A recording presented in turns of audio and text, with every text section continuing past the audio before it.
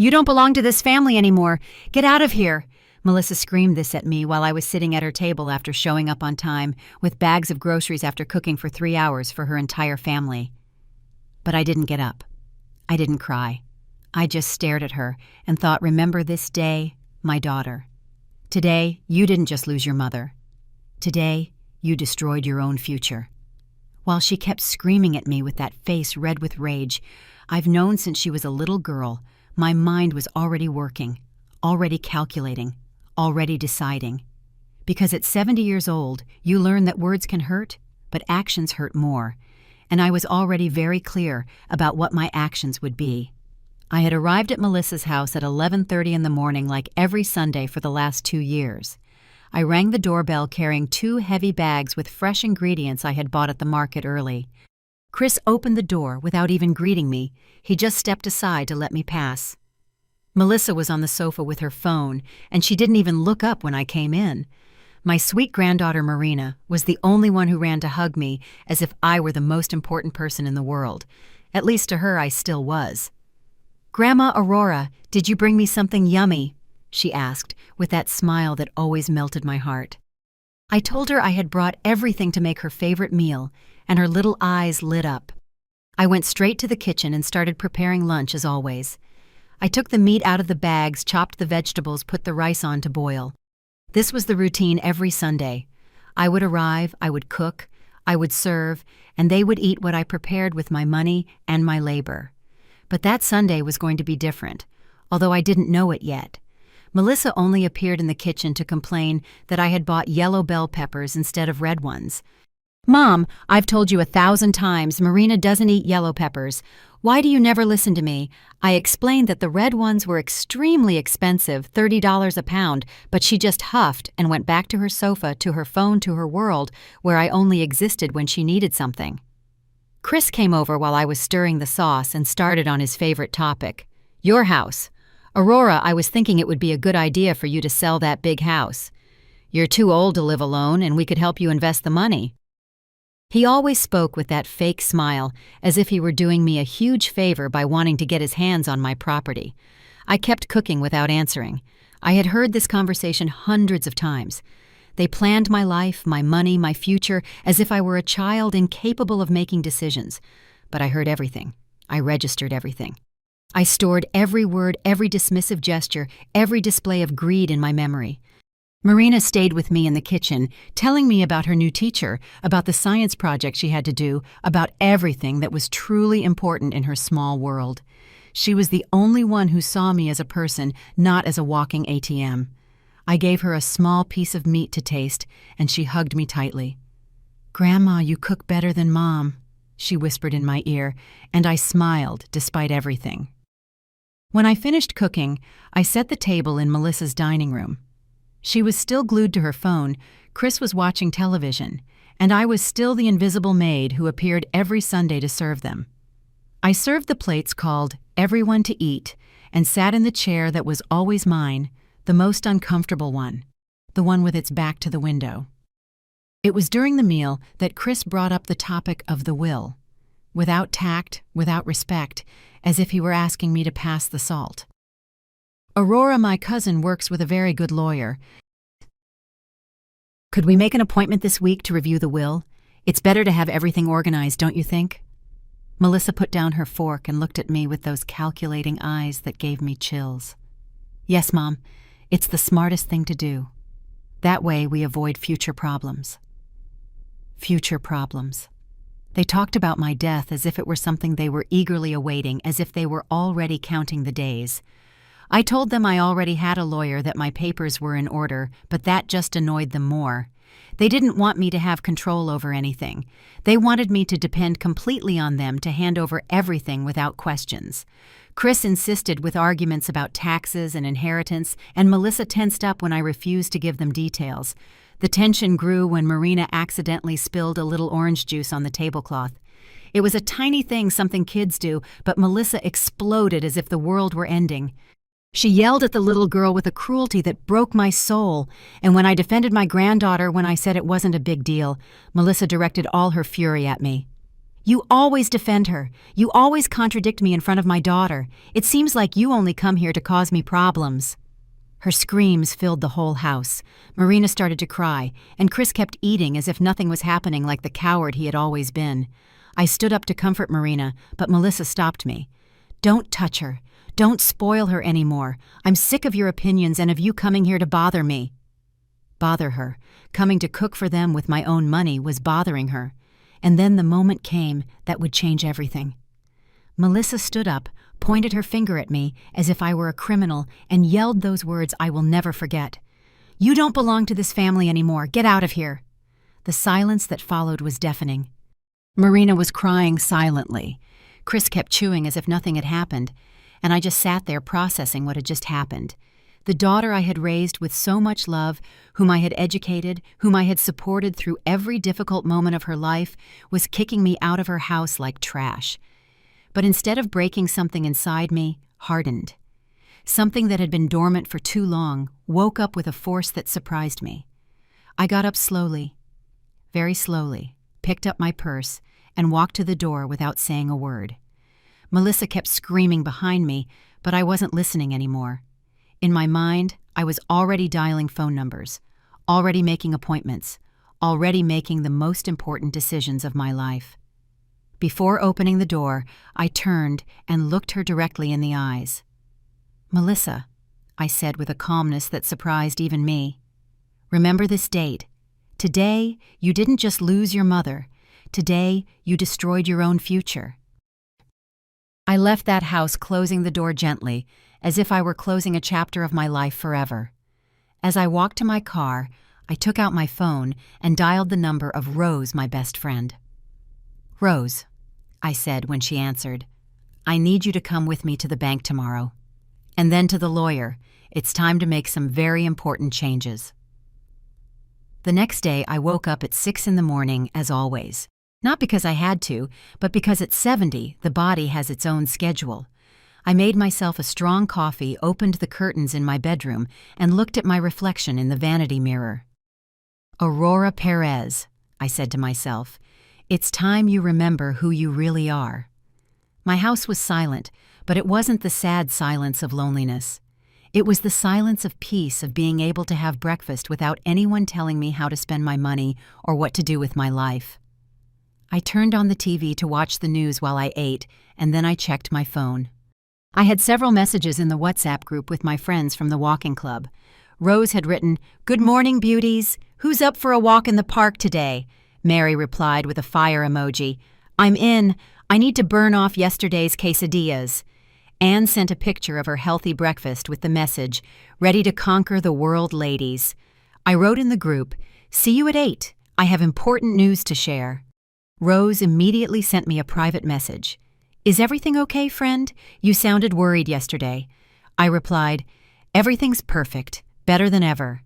I got dressed in my favorite tracksuit, the pink one with white stripes I had bought last month, my new sneakers that were still perfect, and the cap Marina gave me for my birthday.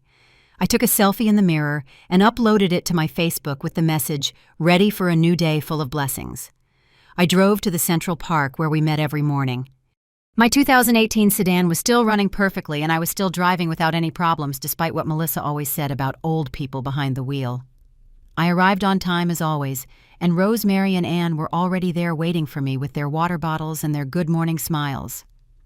"What happened yesterday?" Rose asked as we started walking along the path. "You sounded very serious on the phone." The four of us walked at a good pace, as we had for the last 3 years when we decided that old age wasn't going to beat us without a fight. I told them everything that had happened at Melissa's house, every shout, every snub, every hurtful word. My friends listened in silence, shaking their heads in indignation. When I finished, Mary was the first to speak. "Aurora, that girl needs a lesson she will never forget. Kids these days think parents owe them everything," Anne added, "but they don't think they owe us anything." Rose walked beside me, squeezing my arm. "Oh, what are you going to do, friend?" "I'm going to teach her that her mother is no fool," I told them. "Today we're going to the bank and then to the lawyer. It's time for Melissa to learn that actions have consequences." We finished our 1-hour walk and sat on our usual bench to do our stretching exercises. I loved that part of my routine, feeling strong, feeling capable, feeling alive. After saying goodbye to the girls, I stopped by Mrs. Carmen's beauty salon. I needed a touch-up on my hair color and a manicure. Carmen has known me for 15 years and always makes me feel like new. "You look radiant, Aurora," she said as she applied the dye. "Any special event?" "Let's just say I have some very important meetings," I replied. "I need to look impeccable." Carmen laughed. "You always look impeccable. You're one of those women who don't go unnoticed." While she was drying my hair, I checked my bank account from my phone's app. Thank God my husband and I were planners. We had a good pension, a lifetime of work savings, and the house was fully paid off. Melissa and Chris have always believed I'm a silly old woman who doesn't understand money, but they are completely mistaken. I took out my digital planner and checked my contacts. Mr. Hernandez, my trusted lawyer. I called him while Carmen was doing my nails. "Mr. Hernandez, this is Aurora Perez. I need to make some important changes to my will. Could you see me this afternoon?" "Of course, Mrs. Perez." "Is everything all right?" he asked with genuine concern. "Everything is perfect," I replied. "I just need to update a few things." "Does 4 in the afternoon work for you?" We confirmed the appointment. Rose arrived at the salon just as I was finishing. We had planned to go to the bank together and then to the lawyer. "You look beautiful," she said. "Ready to take on the world." We left together in my car towards the city center. At the bank, I asked to speak with the manager, Mr. Fernando has known me for years and always attends to me personally. "Mrs. Perez, how can I help you?" I explained that I wanted to review all my accounts, my investments, and make some changes. "Is there a problem?" he asked. "On the contrary," I said, "I want to make sure my money is exactly where I want it to be." We reviewed everything: the savings account, the certificates of deposit, the checking account. Everything was in order. Everything was solely in my name as it should be. "Mr. Fernando," I said before leaving, "if anyone comes asking about my accounts or trying to get information about my finances, even if they claim to be my family, do not give them any information. Only I can access my information." He nodded professionally. "Of course, Mrs. Perez. All your information is completely confidential." Rose and I went to lunch at our favorite restaurant before the appointment with the lawyer. "Are you sure about what you're going to do?" she asked as we shared some tacos. "Completely sure," I replied. "Melissa needs to learn that mothers have dignity too." I showed Rose the pictures I had on my phone from the previous Sunday. I had taken a few discreetly during lunch. Melissa glued to her phone while I cooked, Chris watching TV, while I set the table, Marina crying after being scolded. "These pictures remind me why I'm doing the right thing," I said. At Mr. Hernandez's office. I arrived promptly at 4. His secretary offered me coffee and showed me in immediately. The lawyer is a serious professional man who has always treated me with respect. "Mrs. Perez, tell me what you need." I explained the situation with Melissa and Chris. How they treated me, how they talked about my money, as if it were already theirs, how they disrespected me to my face. The lawyer listened without interrupting, taking notes in his notebook. "I understand perfectly," he said when I finished. "Unfortunately, it's more common than people think. What changes do you want to make exactly?" I took out a sheet of paper where I had written down everything I wanted to change. I had been thinking about this all night. "I want to completely change the beneficiaries," I said with a firmness that surprised me. "Marina will still receive what's hers, but everything else will go to other people and organizations that truly value me." The lawyer reviewed my current will and began to take notes on the changes. "Are you completely sure about this decision, Mrs. Perez? It's a very drastic change." I told him I had never been more sure of anything in my life. We worked for 2 hours preparing the new will. Every word, every clause, every detail was exactly as I wanted it. When we finished, I felt a sense of liberation I hadn't experienced in years. "The document will be ready to sign on Wednesday," the lawyer told me. "You'll need witnesses." And I told him that Rose and my other friends would be happy to be witnesses. Perfect. "We'll see you on Wednesday at 10 in the morning. That night, I came home feeling like a new woman.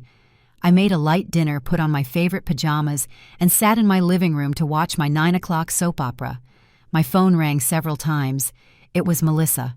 I didn't answer any of the calls. Before going to bed, I wrote in my personal journal, "Today my new life began." Today I decided that Aurora Perez deserves to be treated with respect and dignity. Tomorrow, Melissa will start to understand that mothers know how to stand up for themselves too. The next few days passed in a strange calm. Melissa called me 5 times on Monday, 7 on Tuesday, and I didn't answer any of them. Not because I was angry, but because I had finally understood something I should have understood years ago. I have no obligation to be available for someone who treats me badly, even if it's my own daughter. On Tuesday morning, while I was having my coffee and checking Facebook, I saw that Melissa had posted a family photo from the previous Sunday. The picture showed her Chris and Marina smiling in the dining room with the dishes I had prepared still on the table. The caption read, "Sunday with the family. Blessed with my perfect little family." She didn't even mention that I had been there, that I had cooked, that I had bought everything. It was as if I had been erased from history. Rose called me early. "Did you see Melissa's Facebook?" she asked. "I saw it," I replied. "Nothing surprises me anymore." Rose huffed on the other end of the line. "That girl has no shame. How could she post a picture of the food you made without even mentioning you?" "It's better this way," I said. "She's doing me the favor of showing everyone who she really is." We arranged to meet at the park as usual, but first I had to stop by the bank to sign some documents that Mr. Fernando had prepared for me. As I was getting dressed, my phone rang. It was a number I didn't recognize. I answered, thinking it might be something important. "Mrs. Aurora." It was a young woman's voice. "This is Jessica Stevens' girlfriend, Chris's cousin. Could we talk for a moment?" This really surprised me. Why would my son-in-law's cousin's girlfriend be calling me? "Of course, go ahead," I replied. Jessica lowered her voice as if she were about to tell me a secret. "Ma'am, I don't know if you know, but Chris and Melissa have been talking to Stephen about getting a loan. They say you're going to give them the down payment for a business, but they need the money soon." My blood ran cold. "A loan for what?" Jessica hesitated for a moment. "To open a clothing store.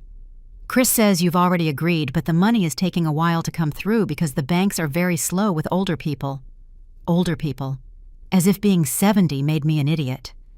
"Jessica," I said, with all the calm I could muster, "I have never talked to them about any business or any loan. How much money are they asking for?" The answer left me speechless. $200,000. Chris says that's nothing for you because you have a lot of money saved up. I thanked Jessica for telling me and asked her not to tell Chris or Melissa that we had spoken. I hung up the phone trembling with indignation. Not only had they disrespected me to my face, but they were using my name to get a loan, promising others that I would pay. I immediately called Mr. Hernandez. "Mr. Hernandez, I need to speed up the will. Could we sign it today instead of Wednesday?" His secretary told me it was possible that the document was ready. "Perfect. I'll be there in 2 hours." I called Rosemary and Anne. I explained the urgency, and they all agreed to accompany me as witnesses. "Those scoundrels aren't going to take advantage of you anymore," Mary said with that fire I love about her. "It's about time you put a stop to them." On the way to the lawyer's office, my phone wouldn't stop ringing. Melissa had escalated from calls to WhatsApp messages. The first one said, "Mom, why aren't you answering me?" "Are you okay?" The second, "I'm worried. If you don't answer, I'm coming to your house." The third, "Mom, don't be proud. We all have bad days." Bad days. As if humiliating me in front of my granddaughter was just a bad day. As if treating me like a servant was just a bad moment. As if using my name to get loans was a harmless prank. In the office, Mr. Hernandez received me professionally. We reviewed the new will line by line. Marina was still a beneficiary of a significant portion because she wasn't to blame for anything. But everything else had completely changed. The house, which was what Melissa and Chris were most interested in, would now be donated to a foundation that helps elderly women who have been abandoned. The main savings would be divided among charitable organizations that truly make a difference in the community. A portion went to Rose, who had been more of a sister than a friend all these years. "Are you sure about all these changes, Mrs. Perez?" the lawyer asked me one last time. "I've never been more sure of anything," I replied. I want my money to go to people who will truly value it and use it for good. I signed each page with a tranquility that surprised me. Rosemary and Anne signed as witnesses, and they all hugged me when we finished. I admire you so much, Anne told me. I wish more women had your courage. We left the office and went to celebrate with coffee and cake at the cafe next door. We were chatting and laughing when my phone rang again. This time it was a landline. I answered, and it was Chris's voice. Aurora, good afternoon. Sorry to bother you, but Melissa is very worried because you're not answering her calls. Is everything all right? His voice sounded syrupy fake as always. Everything is perfect, Chris, I replied. Do you need something specific? Well, yes. We wanted to tell you about a very good business opportunity, an investment that could benefit the whole family. There it was, the real reason for all the concern. They weren't worried about me. They were worried about my money.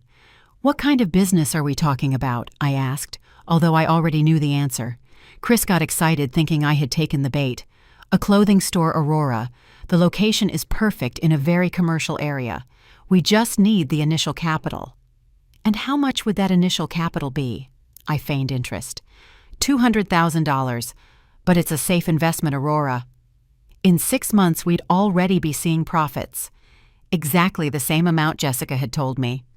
Chris, I said in a very sweet voice, that investment sounds interesting. Why don't you come to my house tomorrow so you can show me the business plan? Bring all the papers, all the numbers. I want to see exactly how my money will be spent. Chris was so excited, his voice almost broke. Of course, Aurora. What time works for you? I told him 3 p.m. would be perfect. Excellent. I'll tell Melissa. She's going to be so happy. I hung up the phone and my friends looked at me curiously. Are you going to give them the money? Rose asked. Of course not, I replied. But tomorrow they're going to get a surprise they'll never forget. That night I went home and prepared everything for the next day. I made copies of my new will, printed the WhatsApp conversation where Melissa had disrespected me, and prepared a folder with all the receipts from the previous Sundays. The groceries, the ingredients, everything I had spent from my own pocket to cook for them. I also got my digital recorder ready, the one I use to remember doctor's appointments. Tomorrow I was going to record the entire conversation. Because I knew that later Melissa and Chris would deny everything they would say, I was confused that I misunderstood things. Before going to bed, I wrote in my journal, tomorrow, Melissa and Chris will discover that their mother is not the silly old woman they thought. They will learn that actions have consequences. And they will understand that respect is not begged for, it is earned. I fell asleep peacefully, more peacefully than I had been in months. For the first time in a long time, I felt like I was in control of my own life. Tomorrow was going to be a very interesting day. At 3:00 sharp, Melissa and Chris knocked on my door. I saw them arrive from my living room window. She was carrying a new-looking pink folder. He had a laptop under his arm. They came smiling, well-dressed, as if they were going to an important business meeting. How ironic. Mom, Melissa gave me a kiss on the cheek, as if nothing had happened last Sunday. You look great. Are you feeling better? As if my problem had been the flu, and not the humiliation she put me through in front of my granddaughter. Chris hugged me with that fake familiarity that bothered me so much. Aurora, thank you so much for having us. We're very excited to show you this opportunity. They sat in my living room as if they owned the place. Chris immediately opened his laptop. Would you like some coffee? I asked with my best hostess smile. Melissa nodded distractedly while she reviewed her papers. Yes, Mom, thanks. But don't go to too much trouble, this won't take long. Don't go to too much trouble, as if serving them was a burden for me. I went to the kitchen and made coffee, taking the opportunity to discreetly activate my digital recorder. I put it on the tray with the cups hidden among the napkins. Every word they said would be recorded for posterity. I returned to the living room and served the coffee. Chris already had his presentation ready on the computer screen. Look, Aurora, this is the location. He showed me photos of a commercial space that looked very nice. It's in a perfect area with a lot of foot traffic from young people, which is our target market. Melissa took some papers out of her pink folder. Mom, here are all the numbers. The initial investment is $200,000, but look at the profit projections. She showed me some charts that looked like a child had made them with numbers they had clearly invented. It looks interesting, I said, sipping my coffee slowly. And why do you need me to invest? Can't you get a loan from the bank? Chris and Melissa glanced at each other quickly. Well, Aurora banks are very complicated. They ask for a lot of requirements and charge very high interest rates. Besides, Mom, Melissa added with that sweet voice she used when she wanted something, we thought it would be nice for it to be a family business. You would be our partner, not just our investor. Partner? As if I would have any real control over the money. And what guarantees do you offer? I asked them. Chris got nervous. Guarantees, well, Aurora, we're family. Our word should be enough. Melissa nodded. Mom, since when do you need guarantees from your own daughter? Since that daughter screamed at me that I don't belong in her family, I thought, but I didn't say it. Instead, I continued with my questions. Have you researched the competition? Do you know how many clothing stores are in that area? Chris stammered something about his idea being different, but he had no real numbers. And what if the business doesn't work? I asked. How will you return my investment? Melissa became impatient.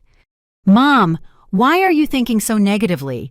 The business will be a huge success. They had no plan B. They had nothing but dreams and my money. I decided to change tactics. Melissa, after what happened on Sunday, I'm surprised you're here asking me for money. Her face changed immediately. Oh, Mom, I already said we all have bad days. Don't hold a grudge. A grudge, I looked at her intently. Daughter, you screamed at me that I don't belong to the family. You kicked me out of your house, and now you come asking me for $200,000 as if nothing happened. Chris tried to intervene. Aurora families always have arguments. The important thing is to move forward. Melissa sighed dramatically. Fine, Mom, I apologize for Sunday. You know how I get when I'm stressed, but that has nothing to do with the business. A insincere apology just to get the money. You know what? I said, getting up from my chair. Let me think about it. It's a lot of money and I need to be sure. Melissa turned pale. Think about it, Mom. We've been working on this for weeks. The owner of the place needs an answer this week. Chris closed his laptop with barely concealed frustration. Aurora, with all due respect, this opportunity won't last forever. If we don't take the space now, someone else will. Pressure. They always used pressure when they didn't get what they wanted immediately. I understand, I said calmly, but $200,000 isn't pocket change.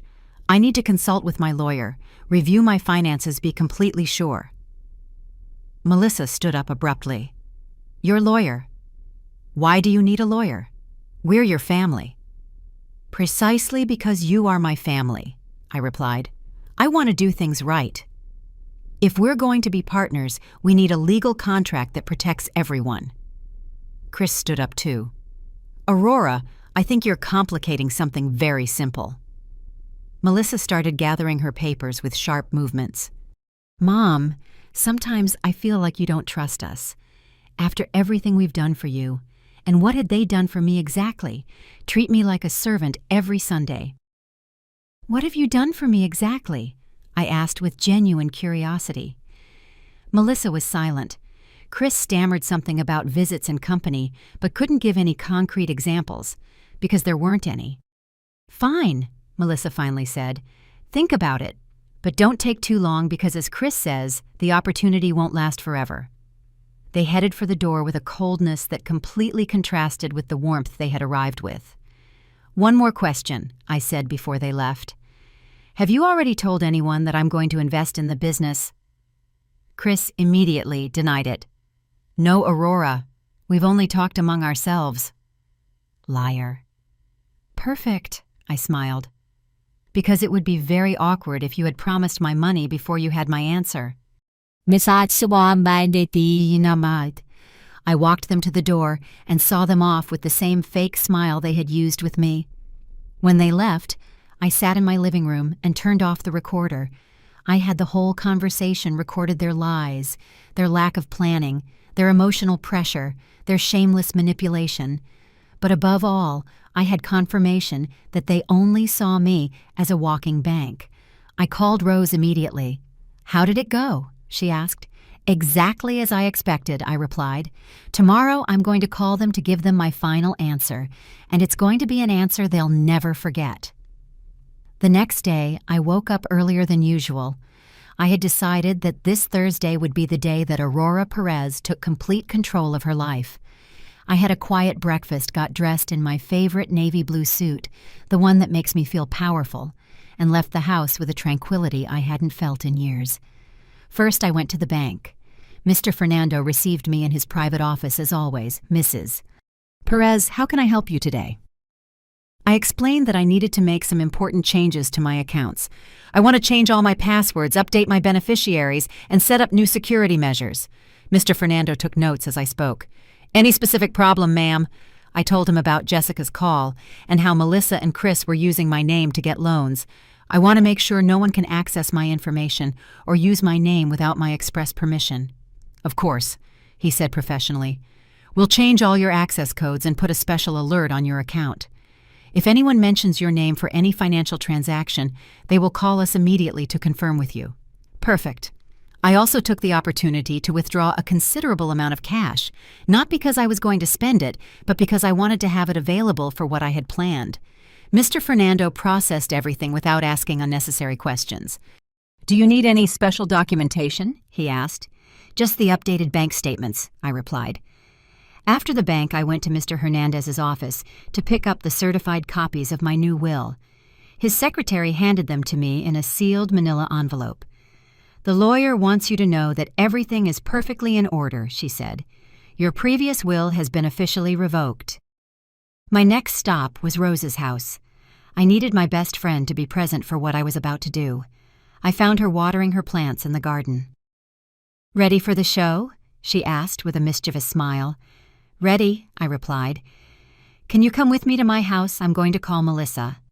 Rose immediately took off her gardening gloves. "I wouldn't miss this for the world," she said.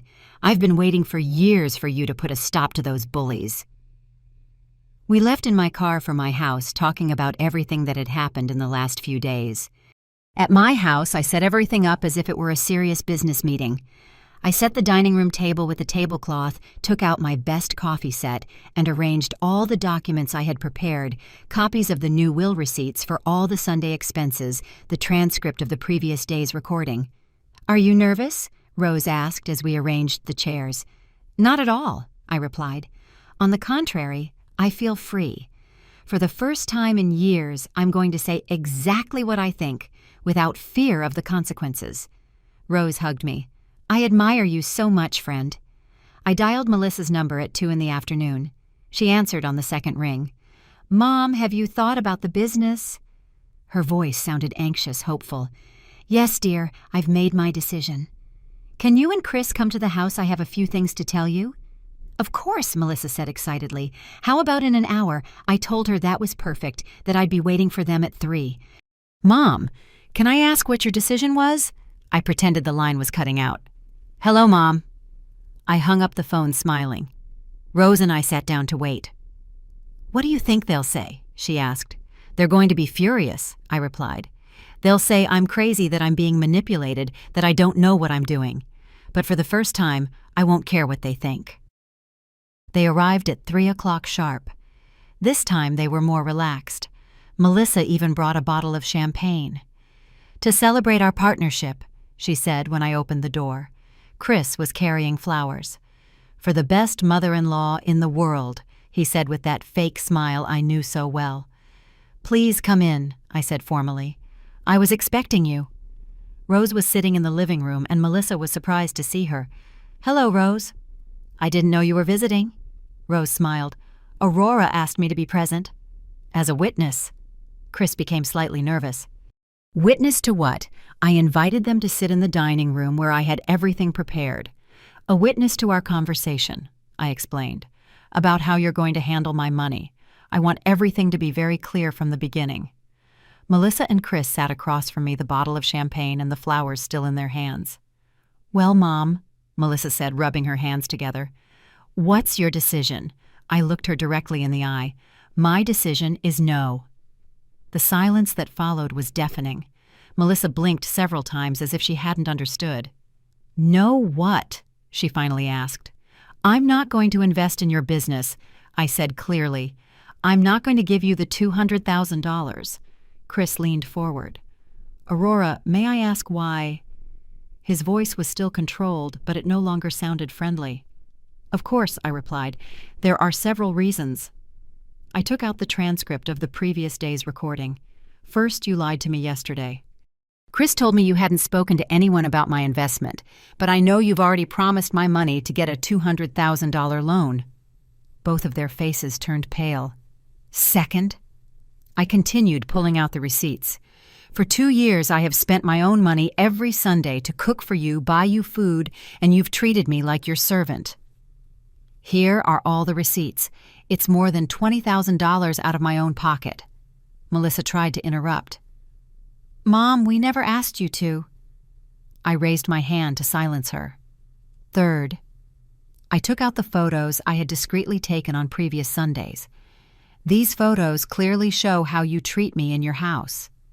Chris watching TV while I cook you on the phone while I clean Marina crying because you yell at her.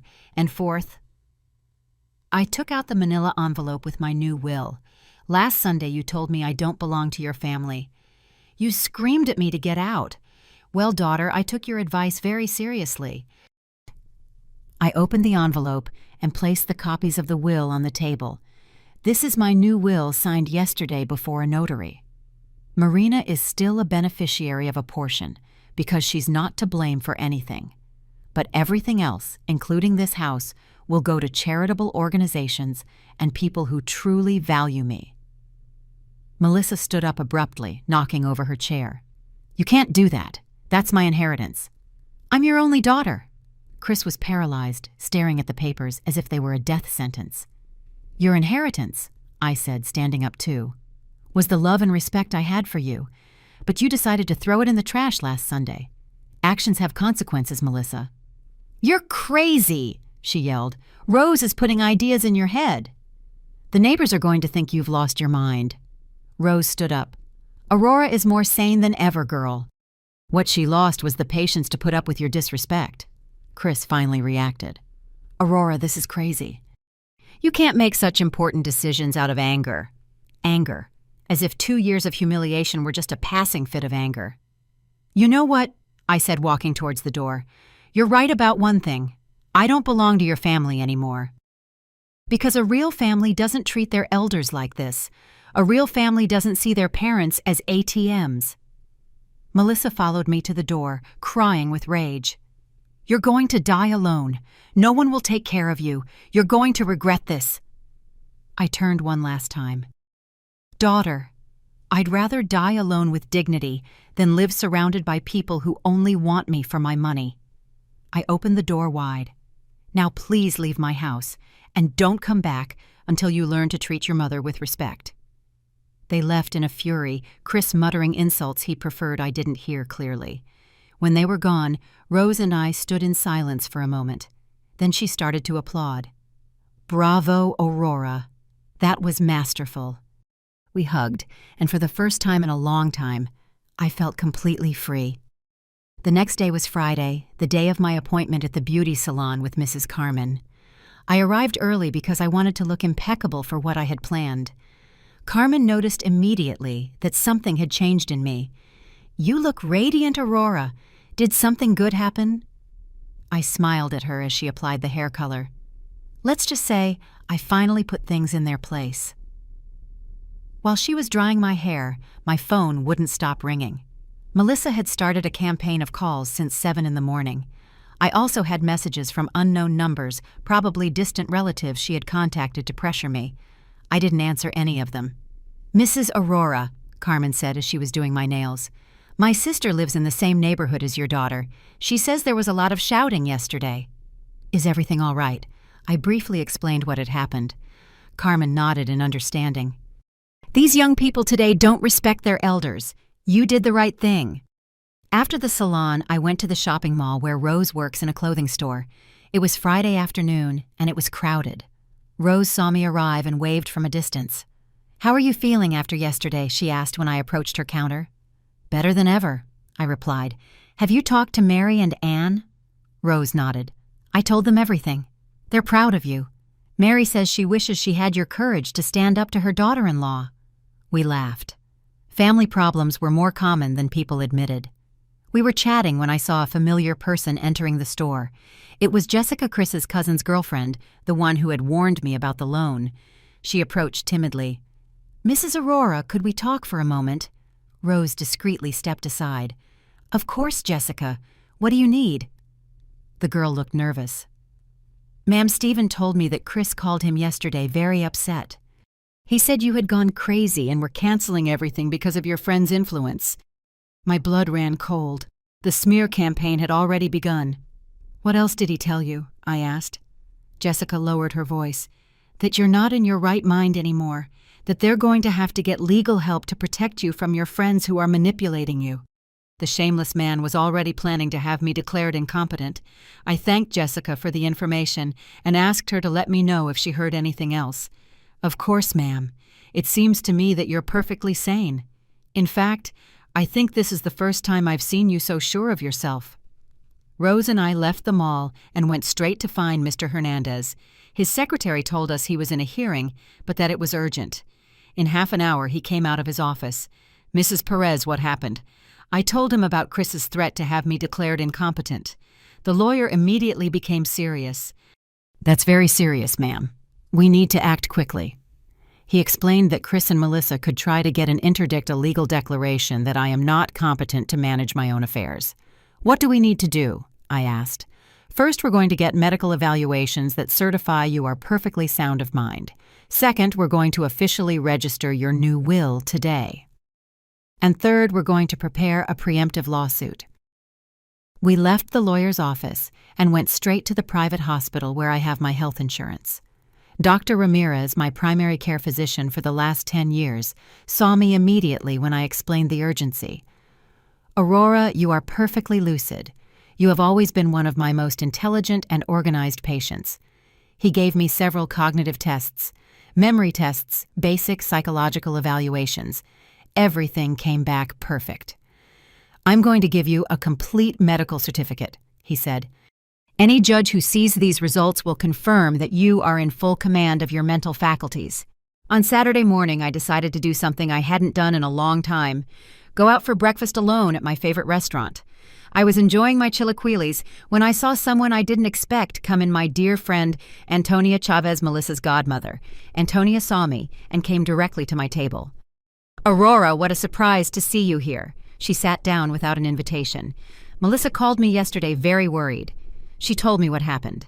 Here came the first organized attack. "What exactly did she tell you?" I asked with genuine curiosity. Antonia sighed dramatically. "That you had an argument, and that you overreacted, that you changed your will out of spite, and that your friends are filling your head with ideas." "And what do you think?" I asked, sipping my coffee calmly. Antonia leaned forward. "Aurora, I've known you for 30 years. You're an intelligent woman, but at our age we sometimes make emotional decisions that we later regret." "Antonia," I said, looking at her intently, "did you know that Melissa screamed at me that I don't belong in her family? Did you know they treat me like a servant every Sunday? Did you know they use my name to get loans without my permission?" Her expression changed. "No," she admitted. "Melissa didn't tell me those details." I explained everything that had really happened without leaving anything out. When I finished, Antonia was silent for a long moment. "I didn't know things were that bad," she finally said. "You know what's the saddest part?" I asked. "That Melissa is more worried about the money she lost than the mother she hurt. She hasn't once offered a sincere apology. She just wants everything to go back to the way it was." Antonia finished her coffee and stood up. "Aurora, I'm going to talk to Melissa. This can't go on." I watched her walk away and knew that at least one person had understood my point of view. On Sunday, I decided not to stay home waiting for the call I knew would come. Instead, Rosemary and I went for a walk in the park and then to lunch at a new restaurant. We were ordering our food when my phone rang. It was Melissa. "Mom, we need to talk," she said in a voice that was trying to sound controlled. "I'm at your house. Where are you?" I told her I was having lunch with my friends. Can you come? It's important. I told her she could wait for me or come back another day. Mom, please, I'm here with Marina. She wants to see you. There it was, using my granddaughter as an emotional weapon. Melissa, I said, Marina is always welcome in my house, but if you're coming to continue disrespecting me, you'd better go back.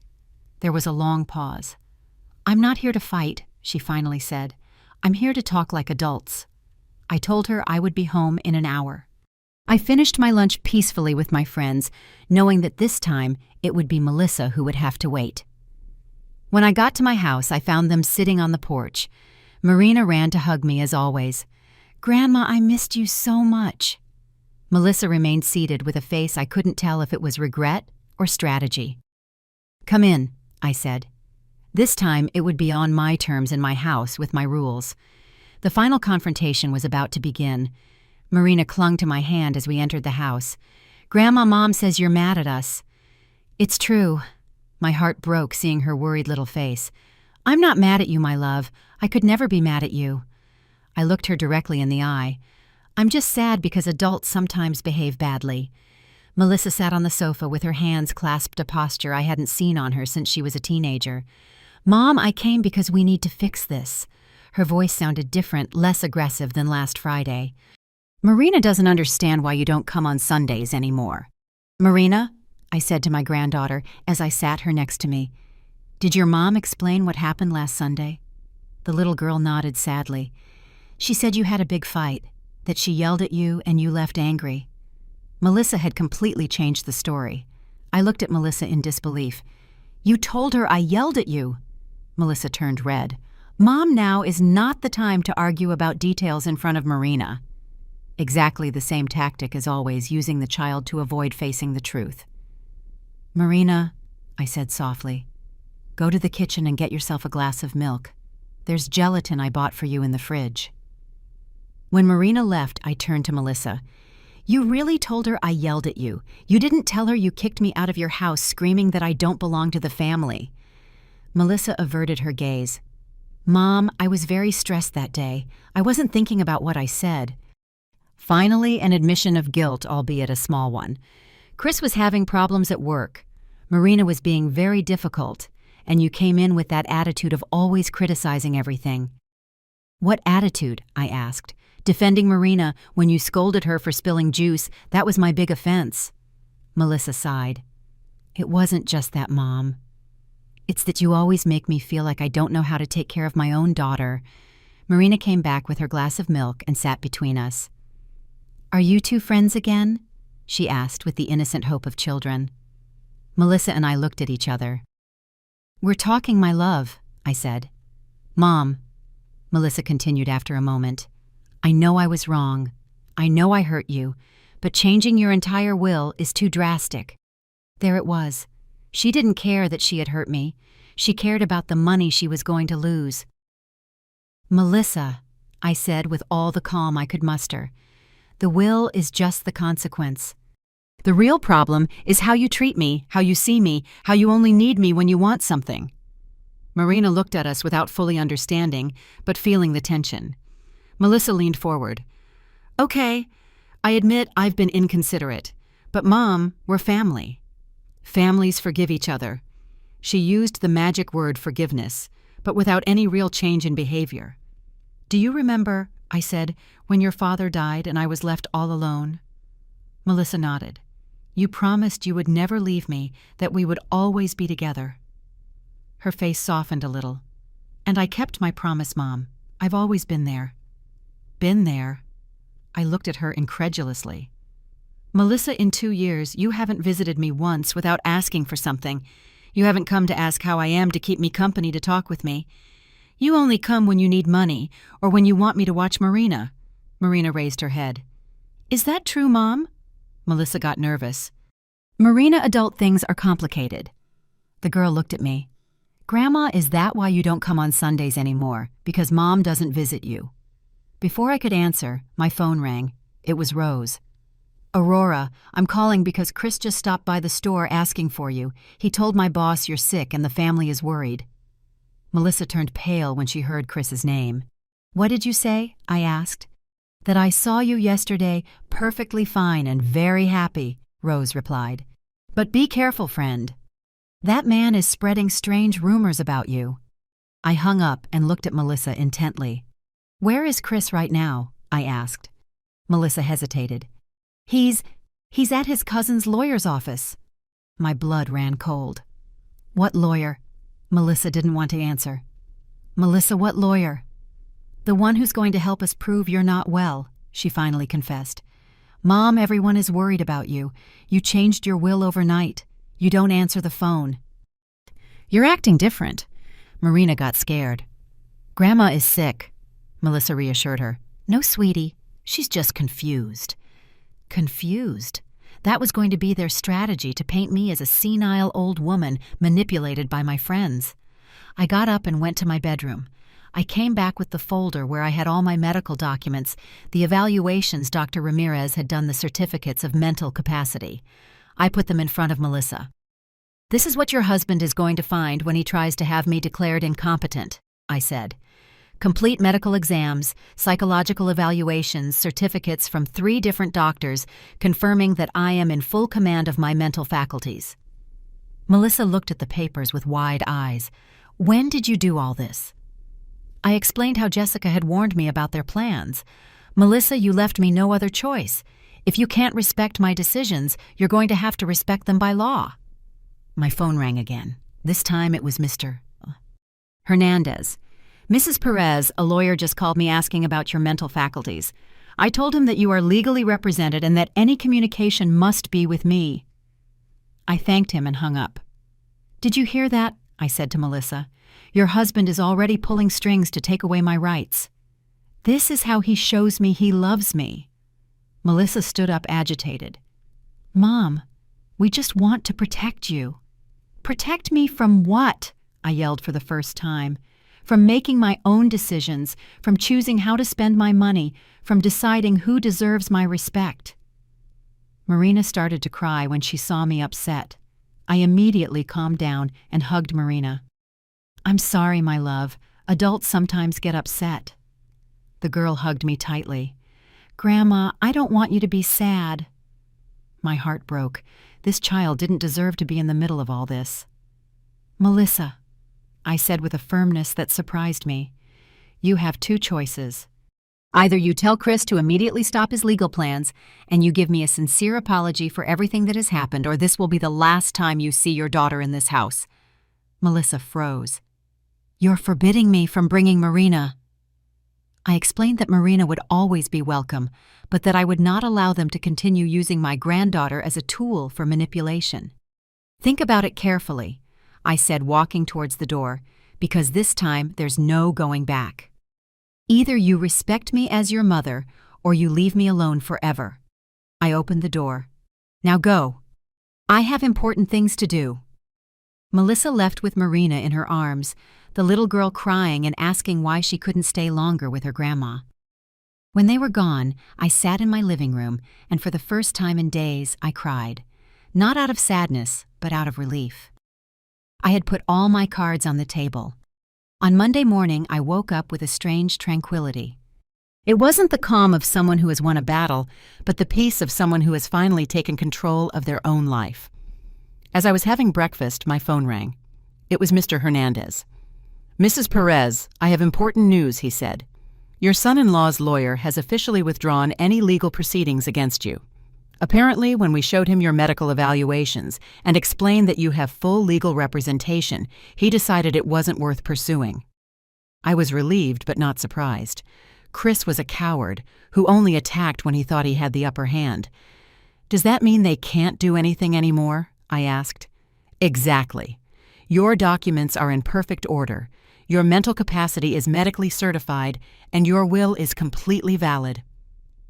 After breakfast, I went to the park for my morning walk. Rosemary and Anne were already waiting for me. "How are you feeling after yesterday?" Rose asked. "Free?" I replied. "Completely free." Mary walked beside me. "My daughter saw Melissa at the supermarket yesterday. She said she looked terrible, like she hadn't slept." I didn't feel joy hearing that, but I didn't feel pity either. Decisions have consequences, I said simply. During our walk, I told them about the lawyer's call. Anne applauded. It's about time those bullies learned they can't manipulate everyone. Mary added, Aurora, you're an example for all of us. Many women our age need your courage. After the walk, I went to the bank to take care of some pending matters. Mr. Fernando greeted me with his usual professional smile. Mrs. Perez, is everything all right with the security measures we implemented? I confirmed that everything was perfect. Has anyone else asked about my accounts? Funnily enough, yes, he said. A young man who said he was your son-in-law came in on Friday asking about your recent transactions.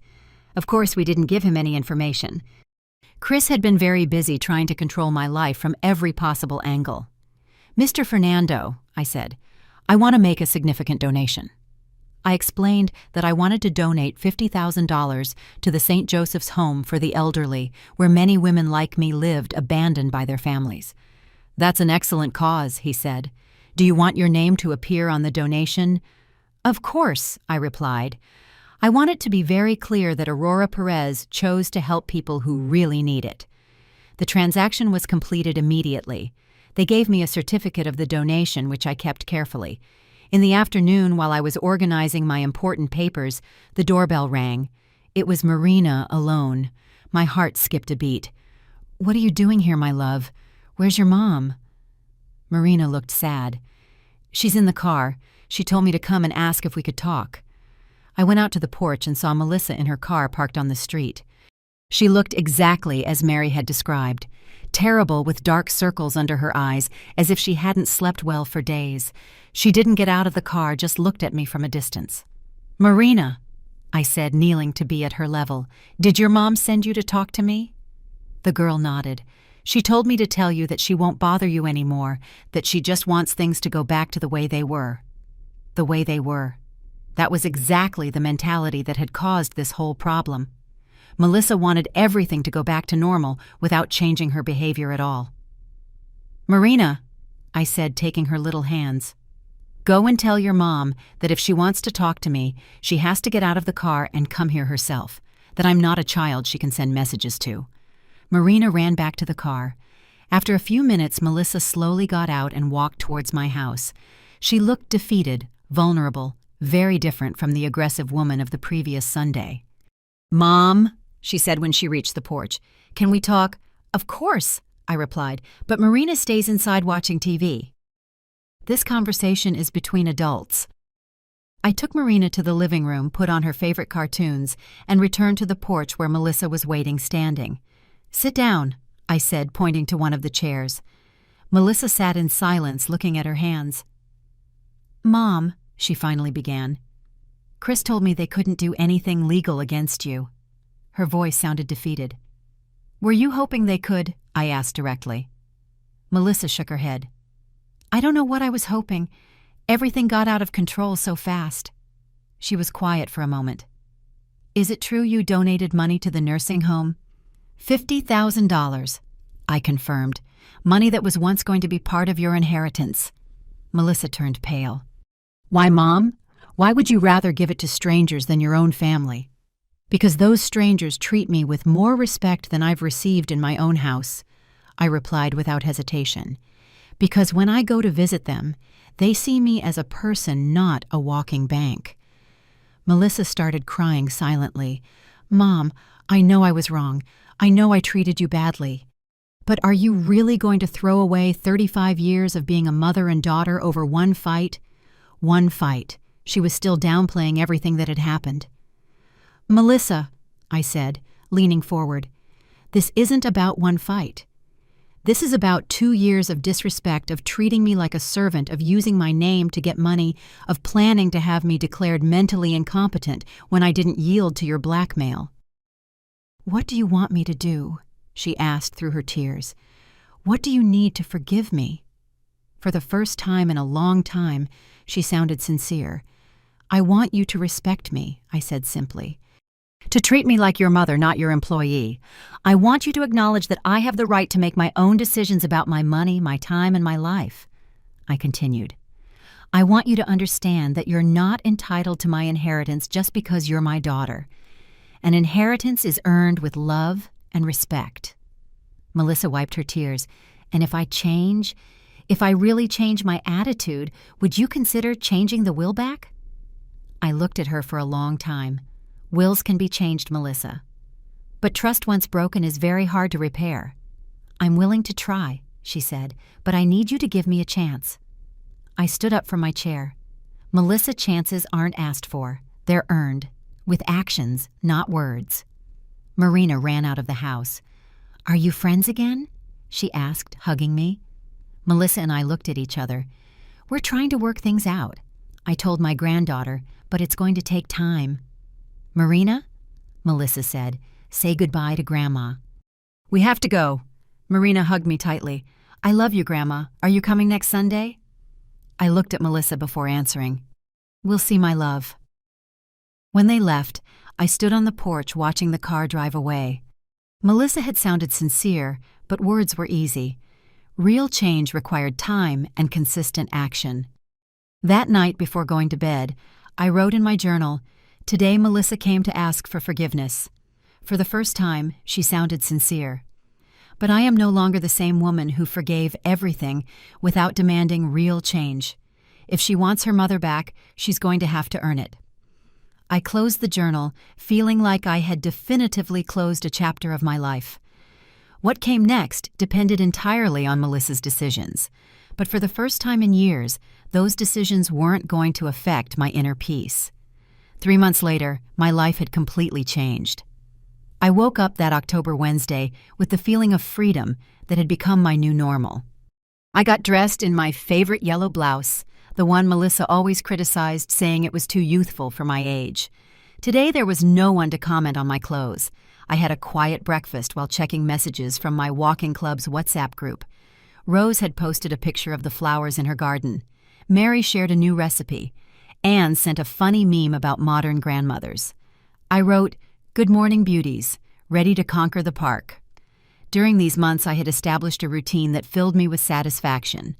Mondays, Wednesdays, and Fridays, a walk with the girls. Tuesdays, computer classes at the community center. Thursdays, volunteer work at the St. Joseph's Home for the elderly. Saturdays, the beauty salon and shopping. Sundays, time for myself. Sundays had become my favorite days. Instead of cooking for people who didn't value me, I now prepared my favorite meal just for myself. I watched my soap operas read my books called Old Friends I Had Lost Touch With. It was amazing how much time I had reclaimed to live my own life. At the park, Rose was waiting for me with a special smile. "Aurora, I have news," she said as we began our walk. "What's up?" I asked. "I saw Melissa at the mall yesterday. She came up to me and asked how you were." "And what did you tell her?" Rose laughed. "I told her the truth, that I had never seen you so happy and full of life." During these 3 months, Melissa had tried to contact me several times. At first, it was desperate calls, then calmer WhatsApp messages, and finally silence. Mary joined our conversation. "Are you still not talking?" I nodded. "Melissa has to understand that relationships are built on mutual respect, not manipulation." Anne added, "Many of us have spent years putting up with disrespect for fear of being alone. You've taught us that being alone with dignity is better than being in company without respect." After the walk, I went to the nursing home where I now volunteer twice a week. Mrs. Carmen, the director, greeted me with her usual warmth. "Aurora, the ladies are already waiting for you. They're excited about today's class." I had started teaching basic technology classes to the residents. I taught them how to use WhatsApp to talk to their families, how to make video calls, how to browse Facebook. "Mrs. Aurora," said Mrs. Esperanza, an 80-year-old woman, "my grandchildren couldn't believe I sent them a message with emojis." Seeing the joy on their faces when they managed to connect with their loved ones filled my heart in a way I hadn't experienced in years. "You've changed our lives," said Mrs. Refugio, before we felt completely disconnected from the world. During the class, my phone vibrated with a message. It was from an unknown number. "Grandma Aurora, it's Marina. Mom let me use her phone to text you. I miss you so much. Can I come see you?" My heart sped up. Marina had learned how to text. I replied immediately. "Of course you can come, my love. When do you want to meet?" The reply came quickly. "Mom says whenever you want, that she'll bring me and pick me up whenever you say." That afternoon when I got home, I found something unexpected at my door, a manila envelope with my name handwritten on it. I opened it curiously. Inside was a letter from Melissa. "Mom," it began, "it's been 3 months, and every day I understand more the harm I caused you." The letter continued. "I've been going to therapy. My doctor helped me understand that I took your love for granted as if it were a right and not a gift." I continued reading attentively. "I'm not writing to ask you to come back. I'm writing to tell you that you were right about everything. Chris and I are getting a divorce," she confessed in the letter. "I realized he only wanted me for your money, and I only wanted you for what you could do for us. Neither relationship was real love." This truly surprised me. The letter ended. "Marina misses you every day. If you'll let me bring her to you, I promise it will be with no strings attached. Not for you to come back to me, but because a little girl deserves to have her grandmother. And a grandmother like you deserves to be loved without self-interest." I sat in my living room to process what I had read. Melissa sounded different in that letter, more mature, more aware of her mistakes. But I had already learned not to trust words alone. I called Rose to tell her about the letter. "What are you going to do?" she asked. "I'm going to see Marina," I replied, "but it will be here in my house on my terms." Rose agreed. "That child is not to blame for anything." I texted Melissa. "You can bring Marina on Saturday at 2. You drop her off, and you come back for her at 5. The reply came immediately. "Perfect, Mom. Thank you." On Saturday, they arrived on time. Melissa looked different, thinner with dark circles under her eyes, but also calmer. "Hi, Mom," she said without trying to hug me. "Thanks for letting me bring Marina." Her attitude was respectful, almost shy. Marina ran to hug me as always. "Grandma, I missed you so much." I picked her up and hugged her tightly. "I missed you too, my love." Melissa watched us with a sad smile. "I'll be back at 5, she said. "If you need anything, just text me." Marina and I had a wonderful afternoon. We cooked together, played games, watched movies. "Grandma," she said while we were making cookies, "why don't Mom and Dad live together anymore?" I explained in words she could understand that sometimes adults need to make difficult decisions to be happier. "Are you happier now?" she asked with the brutal honesty of children. "Yes, my love," I replied. "I'm much happier." Marina smiled. "I can tell. You look prettier when you smile for real." At 5 o'clock sharp, Melissa returned for Marina. "Was she good?" she asked. "As always," I replied. Marina said goodbye with kisses and hugs. "Can I come next Saturday?" I told her yes. When they left, I stood on my porch watching the sunset. My phone buzzed with a message from Rose. "How did it go?" I replied. "Perfect. Marina is still the love of my life." That night before going to bed, I wrote in my journal. Today, I confirmed something I already knew. I can love Marina without having to tolerate disrespect from Melissa. I can be a grandmother without being a victim. I fell asleep thinking about everything that had changed in these months. I had regained my dignity, my independence, my joy for life. I had learned that true love is not begged for or blackmailed. It is given freely or not at all. Finally, after many years, I was the one who decided who to take care of. I was the one who chose how to spend my time, my energy, and my love. I was the one in control of my own life, and for the first time in a long time, that made me completely happy.